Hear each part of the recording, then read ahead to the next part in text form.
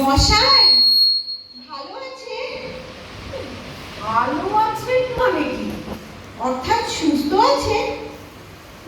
স্বাস্থ্য কাকে বলে? আমি জিজ্ঞাসা করছিলাম মশাইয়ের শরীর গতি। তবে তাই বলো, আমার শরীর কেমন আছে জানতে চাও? আচ্ছা, আমি কেমন আছি আর আমার শরীর কেমন আছে একই হলো? আমি কে আগে সেই বলো। আগে আপনি তো চণ্ডীচরণ বাবু। সে বিষয়ে গুরুতর তর্ক উঠতে পারে। তর্ক কেন উঠবে? আপনি বরং আপনার পিতা ঠাকুরকে জিজ্ঞাসা করবেন। নাম জিনিসটা কি? নাম কাকে বলে? নাম হচ্ছে মানুষের পরিচয়। নাম কি কেবল মানুষেরই আছে, অন্য প্রাণীর নেই? ঠিক কথা, মানুষ এবং অন্যান্য প্রাণী। কেবল মানুষ ও প্রাণী ছাড়া আর কিছু নাম নেই? তবে বস্তু চেনার কি উপায়? ঠিক বটে, মানুষ প্রাণী এবং বস্তু। শব্দ, স্বাদ, বর্ণ প্রভৃতি অবস্তুর কি নাম নেই?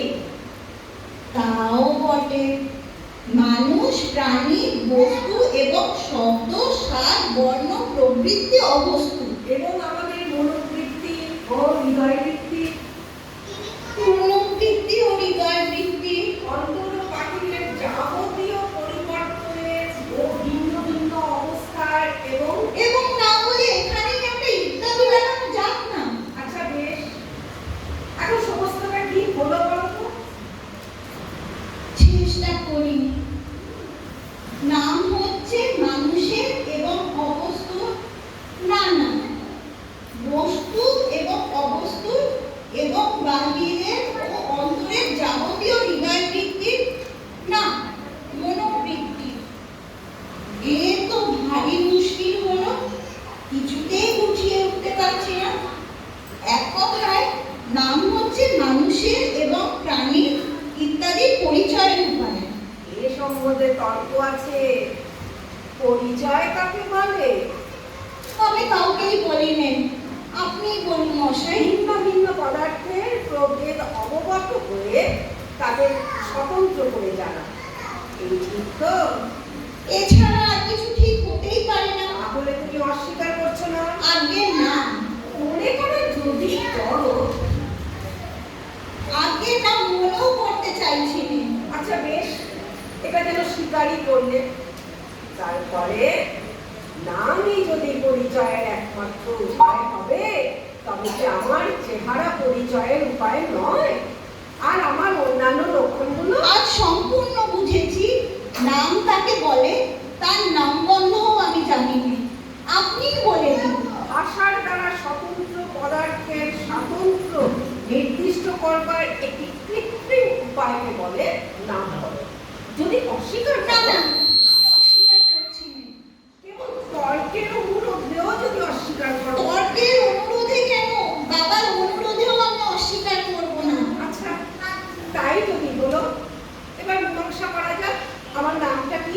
মীমাংসা আপনিই করুন, আমার খিদে পেয়েছে। নাম আমার সহস্র আছে, কোনটা তুমি শুনতে চাও? যেটা আপনার সবচেয়ে পছন্দের সেটাই বলুন। প্রথমে বিচার করতে হবে কিসের সঙ্গে আমার প্রভেদ জানতে চাও।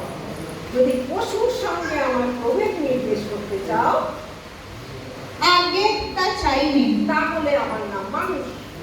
যদি শ্বেত পদার্থ মৃত পদার্থের সঙ্গে আমার প্রভেদ জানতে চাও, তবে আমার নাম কালো শাপলা। যদি ছেলের সঙ্গে প্রভেদ জানতে চাও, তবে আমার নাম বুড়ো। মধ্যবয়সী। তবে চণ্ডীচরণ কার নাম মশাই? একটি মনুষ্যের মধ্যে, একটি উজ্জ্বল শ্যামবর্ণ মনুষ্য বিশেষের মধ্যে, একটি পূর্ণ পরিণত মনুষ্যের মধ্যে তার জন্মকাল হতে মৃত্যুকাল পর্যন্ত যে সকল পরিবর্তন ও পরিবর্তন সম্ভাবনার কেন্দ্রস্থলে যে সন্তান বিচার বিরাজ করছে, তাকে সব চণ্ডীচরণ নামে নির্দেশ করে। সর্বনাশ! মশাই, বেলা হলো, অত্যন্ত ক্ষুধার্ত হয়েছি। আহার প্রস্তুত, এবার তবে রসো রসো, আসল কথাটার কিছুই মীমাংসা হয়নি, সবে আমরা তার ভূমিকা করেছি। তুমি জিজ্ঞাসা করছিলে আমি ভালো আছি, এখন প্রশ্ন তুমি কি জানতে চাও? আমার অন্তর্গত প্রাণী কেমন আছে না মনুষ্য কেমন আছে? গোড়ায় কি জানতে চেয়েছিল তা বলা ভারী শক্ত, কিন্তু আপনার সঙ্গে এতক্ষণ কথা কয়ে এখন অনুমান হচ্ছে আপনার সজ্ঞান ঐক্য কেমন আছে, এটাই জানাই অজ্ঞান আমার অভিপ্রায় ছিল। অত্যন্ত কঠিন প্রশ্ন জিজ্ঞাসা করেছি। তাহলে মাফ করবেন, অপরাধ করেছি, এখন অনুতাপ করছি এবং পেটের জ্বালায় দগ্ধ হচ্ছি। আমি ভালো আছি কিনা জিজ্ঞাসা করলে প্রথমে দেখা আবশ্যক ভালো মন্দ কাকে বলে, তারপরে স্থির করতে হবে আমার সম্বন্ধে ভালোই বা কি আর মন্দই বা কি।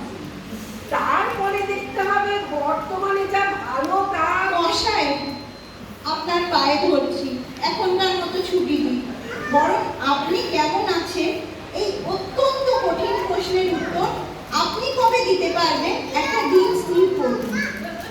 আজকের মতো ক্ষমা করুন, ভবিষ্যতে আমি সতর্ক হব। খুব ভালো হচ্ছে, দারুণ হয়েছে।